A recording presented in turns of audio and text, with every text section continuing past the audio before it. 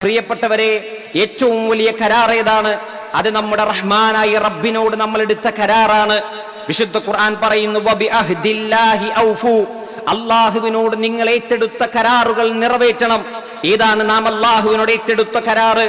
5 നേരം കൈകെട്ടി റബ്ബിന്റെ മുന്നിൽ നിന്ന് പറയുന്നൊരു വാചകമുണ്ട്, ഇയ്യാക നഅ്ബുദു വ ഇയ്യാക നസ്തഈൻ. നമസ്കാരത്തിൽ ഫാത്തിഹ ഓതുമ്പോൾ ആ ഫാത്തിഹയിലെ ഓരോ വാചകത്തിനും അല്ലാഹു മറുപടി നൽകുമെന്നാണ്. നാം ഇയ്യാക നഅ്ബുദു വ ഇയ്യാക നസ്തഈൻ എന്ന വാചകം ഉരുവിടുമ്പോൾ അല്ലാഹു പറയുന്നൊരു മറുപടിയുണ്ട്, ഹാദാ ബൈനി വ ബൈന അബ്ദി. ഇതാണ് എന്റെയും എന്റെ അടിമയുടെയും ഇടയിലുള്ള കരാറ്. അതേ, എന്റെ അടിമ ചോദിക്കുന്നത് ഞാൻ അവന് നൽകുന്നതാണ്. നോക്കൂ, ഈ ഭൂമിയിൽ നാം ജനിച്ച് നമ്മളെ ഇത്രയും വലുതാക്കി നമുക്കെല്ലാവിധ അനുഗ്രഹങ്ങളും തന്ന റബ്ബിനോട് നന്ദി കാണിക്കാനുള്ള കരാറാണ് ആ തൗഹീദിന്റെ കരാർ. അത് നാം നിറവേറ്റൽ നമ്മുടെ ബാധ്യതയാണ്.